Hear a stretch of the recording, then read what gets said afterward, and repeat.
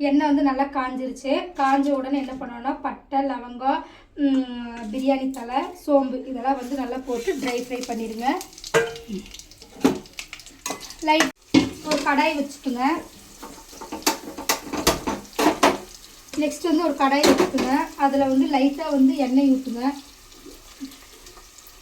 Next வந்து friends நல்லா அது கொஞ்சம் ட்ரை ஆகிடுச்சு. ஆன உடனே பார்த்தீங்கன்னா வெங்காயம் நல்லா ஒரு 2 பெரிய சைஸ் வெங்காயம் வந்து கட் பண்ணி எடுத்துருக்கிறேன். அதை வந்து ஃபுல்லாக போட்டு நல்லா டீப் ஃப்ரை பண்ணிடுவோம். நல்லா ப்ரௌனிஷாக வரணும் உங்களுக்கு. அப்போ தான் பிரியாணி வந்து நல்ல ஒரு டேஸ்ட்டு கொடுக்கும். லைட்டாக ஒரு சின்ன டிப்ஸு. நெக்ஸ்ட் வந்து க்ரீன் சில்லி ஆட் பண்ணுறோம். லைட்டாக ஒரு ஃப்ரை. நெக்ஸ்ட் வந்து டொமேட்டோ வந்து இதில் போட்டுக்கிறோம். எலுமிச்சம்பழம்.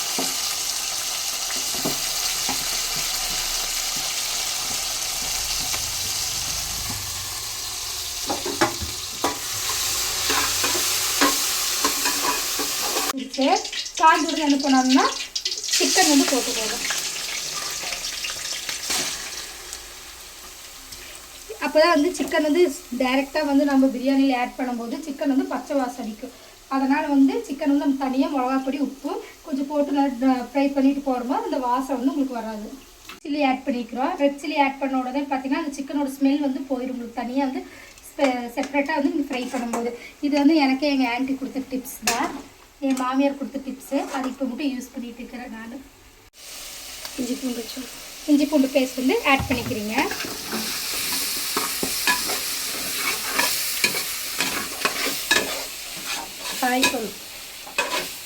நல்லா வந்து இந்த மசாலா கொஞ்சம் நல்லா எண்ணெய் திரண்டுற அளவுக்கு நம்ம பண்ணிட்டோம். நெக்ஸ்ட் இந்த சிக்கன் வந்து செப்பரேட்டாக வந்து நம்ம வறுத்தோம்ல அது வந்து இதில் ஆட் பண்ணுறோம்.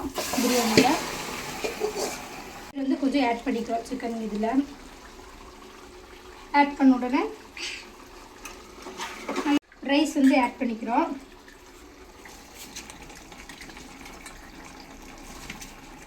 அரிசி போட்டேன். 2 டம்ளருக்கு 4 டம்ளர் தண்ணி வந்து ஆட் பண்ணிக்கிறேன்.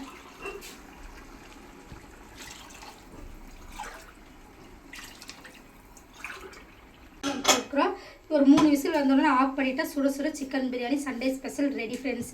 இந்த ரெசிபி நீங்கள் ட்ரை பண்ணி பாருங்கள். நல்லா இருந்துச்சுன்னா பாக்கிய நீலா சேனலை சப்ஸ்கிரைப் பண்ணி பெல் ஐக்கானை மறக்காத கிளிக் பண்ணிக்கோங்க. பாய்.